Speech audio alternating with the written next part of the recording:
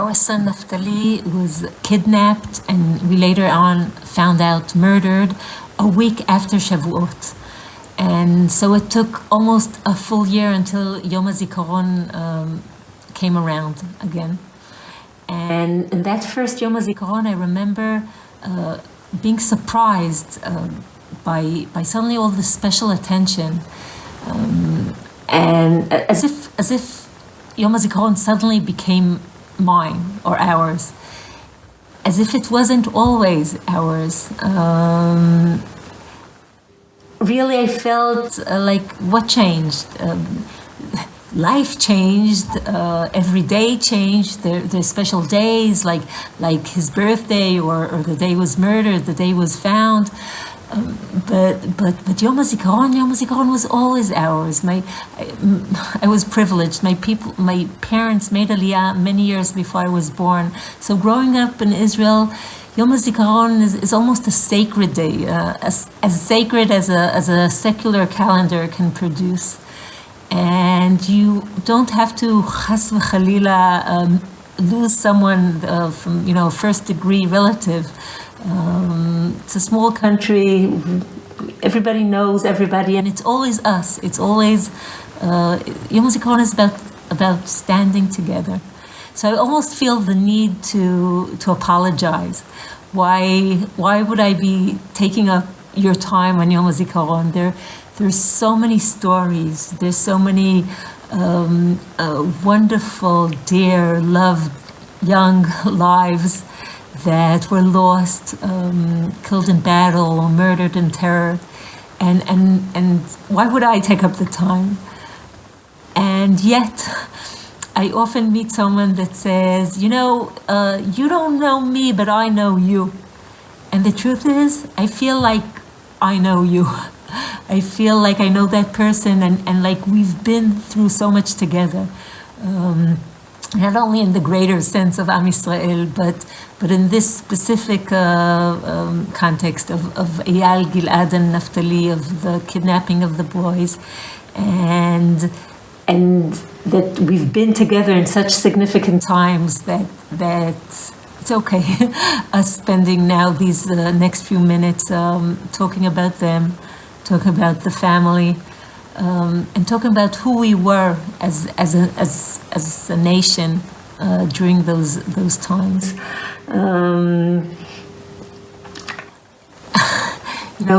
Sometimes it feels like it's been 1,000 years, and sometimes as if it's 5 minutes. And the truth is, I don't know how you feel, what you remember, what your young members of family know.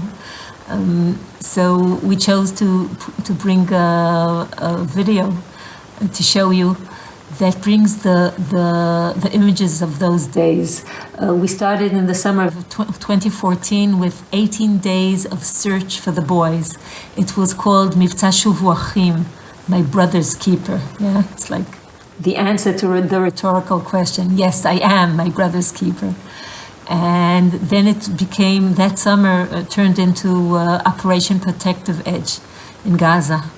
And there were 50 days of battle and altogether 75 people on our side killed.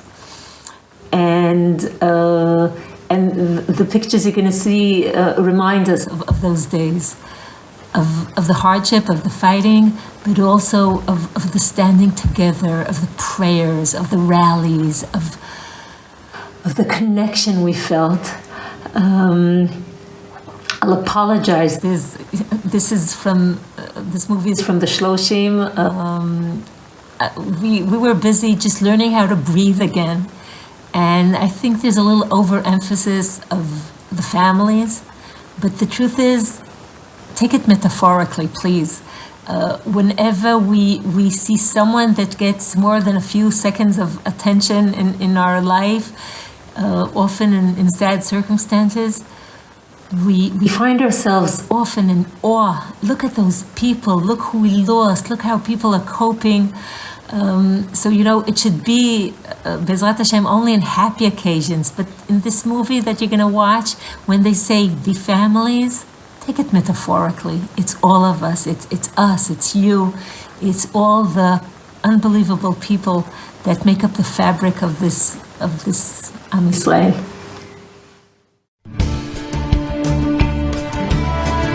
כל העם אבל יחד עמכם, ב-18 הימים האחרונים נחקקו בליבנו, בלב העם כולו, דמויותיהם של אייל, גלעד ונפתלי. היום הזה הפך באופן ספונטני ליום אבל לאומי. העם כולו התפלל לשוב הבנים, והעם כולו ראה את אצילות הנפש, את החוסן הפנימי שלכם ההורים. הנה למדנו מכם שיעור שלא יישכח, של אמונה ונחישות, של אחדות ורגישות, של יהדות ואנושיות. עם שלם עמד יחד וקיבל תזכורת מי אנחנו, מדוע אנחנו כאן. ולא פחות מזה, אלו כוחות גדולים עצורים בנו. אס אחי, אנוכי מבקש, הגידנו לי, איפה הם גדולים. אס אחי, אנוכי מבקש, הגידנו לי, איפה הם גדולים. אס אחי, אנוכי מבקש, אס אחי, אנוכי מבקש, אס אחי, אנוכי מבקש, הגידנו לי, איפה הם רואים. אני, כמו הרבה אזרחים אחרים, מרגיש שהם ילדים שלנו ורק שלנו. איפה הם רואים, איפה הם רואים. יש כאן עם שלם איתנו שמחכה לך, עם שלם שמחבק, מתפלל, מייחל לשובך הביתה בשלום. אס אחי, אנוכי מבקש, הגידנו לי, איפה הם רואים. אס אחי, אנוכי מבקש, הגידנו לי, איפה הם רואים. בימים האלה אנחנו מרגישים חיבוק עצום מכל עם ישראל. זה מלווה אותנו שעה-שעה, וזה מאוד מאוד מאוד מחזק אותנו. אנחנו מבקשים להמשיך בתפילות ולהמשיך בכל העשייה הטובה שמורגשת במדינה בימים האלה. איפה הם רואים, אס אחי, אנוכי מבקש, הגידנו לי, איפה הם רואים, איפה הם רואים. איילי שלי, בזכות הנתינה שלך ללא גבול ואהבת הזולת שלך ללא סייג, עם ישראל מחזיר לך אהבה. כל העם מתאחד. זו לא הלוויה של חלק אחד בעם, לא קבוצה אחת קוראת קריאה, ואנחנו זקוקים אחד לשני ביום הזה.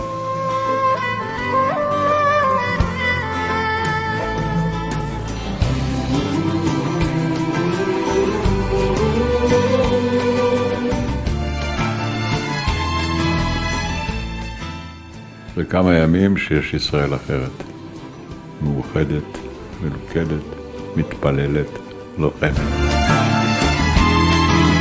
ישראל כולו מאחורינו, צאו להתקפה, התקפה סוף.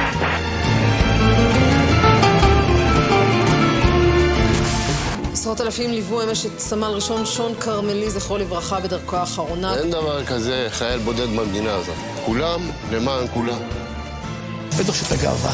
גאווה. מתוך החושך הגדול, להמשיך את החיים, להמשיך את האמונה ואת השמחה.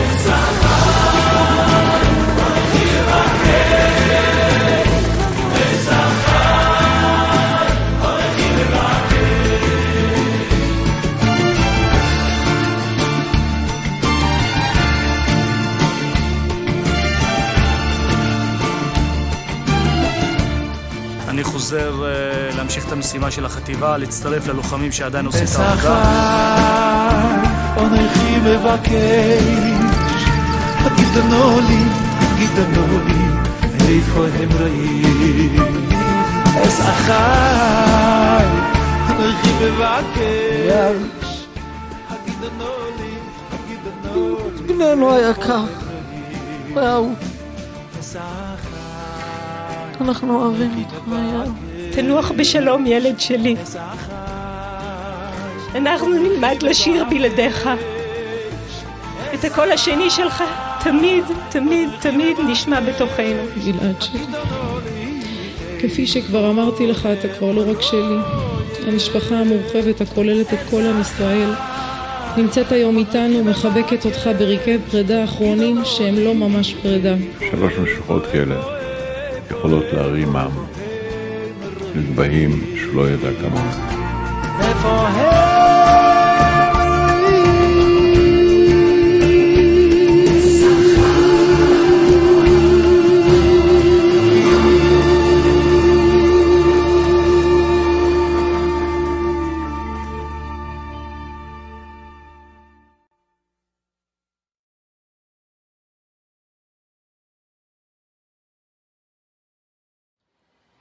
So, I'm curious to know how you felt watching that movie, if it brought back memories, if there are things that it made you think of. How we are today, thank God, we're good. We miss Naftali terribly. We missed who he was, who he could have been. But, you know, a person could take a photograph focusing on his wound and it will fill up the frame, or they can choose to use a wide lens. And in the wide lens, you know, he's still right there in the center, but there's so much more, there's so many colors, there's so much blessing. I think the feeling of being basically blessed is a core part of our existence. When I think back of that summer, after the search, after the war, I remember this sense of gratitude that was so much larger than us. It was something that was hard to contain because we felt we were the recipients of so much caring, of so much goodness. And we couldn't begin to think how we can possibly give some of that back or pass it on. And on the other feeling I remember is this, besides, you know, the pain, the hardship, the regular stuff. I also remember this sense of responsibility, that something of this spirit of the unity, of the togetherness, of the caring, some of this spirit must stay alive, and that it's on us to try to make it live on. So we became involved in wonderful projects, Unity Day that was celebrated in 40 countries around the world, and Jerusalem Unity Prize that recognizes people that are involved in bringing different parts of the Jewish world and Israeli society closer to each other, getting to know each other, connecting. And the things that are constantly happening, sometimes they surprise us. I remember during that time, there were many communities that sent us books full of wishes, but also of mitzvot and decisions, and people that were starting projects. I especially remember one community I later on became very close to, that at the time decided to collect 1,000 mitzvot in merit of the boys. It later became in memory of the boys. And at some point they made this little video where some of the people said what their mitzvah was. One person decided to put on tefillin once a week, or to kasher their kitchen, or to try to make up with someone, or to say tehillim, whatever it was. And then the rabbi said, we heard the terrorists saying, put down your head, and this is our way to keep our head up high. And it was wonderful, very emotional seeing that video a few months after the murder. And I remember this wonderful lady coming to me on the side and saying, I didn't want to say this on the movie, but the mitzvah that I chose was to date only Jews. And I remember thinking and saying, for a 16-and-a-half-year-old kid, you have quite an effect on generations. So, sometimes the ripples of a person's influence, get places you can't believe. And our recent experience was just a few months ago. We got this phone call. It was very hard to understand what the story was, and then we learned that at the time there was a 10-year-old kid from Bruchin that was very involved, like many others. And then when the bad news came, he decided he has to write a Sefer Torah in memory of the boys. Now, he's a 10-year-old kid, so, he thought it might be very expensive, 1,000 shekel, the equivalent of, $300, $400. And turns out this kid is a very stubborn, very persistent kid. And he started working, selling candy door to door and popcorn and drinks. And then he got his friends involved. And then, it grew and grew and grew. And they didn't stop for 5 years. And this past summer, they actually got this real amazing, wonderful Sefer Torah that on the back, it says, embroidered on it, it says, this Sefer Torah is a realization of the dream of 10-year-old children. And it was in memory of Eyal, Gilad, and Naftali. And it was unbelievable, and this is a kid's dream, he could have been angry and frustrated and go destroy something. Instead, a 10-year-old little child in Eretz Yisrael says, I need to write a Sefer Torah, and he turns the world upside down, and he succeeds. People were amazing to us. A very significant group in our life are Naftali's close friends that are in touch with us. We've gone with them through yeshiva, through the army. Some became officers. Some, are slowly continuing in their life. And it's bittersweet, but we love them so much, and they bring Naftali home, and it's so significant for us and for his siblings. These Corona days when the whole family is at home all day, you often think of what would his role be here and what he would have said and what, how the puzzle would be different. But the truth is, personally, and I'm saying this only, from our little perspective, I don't believe in commemoration. I hope he lives on in the life of his family and his friends, the people who knew him.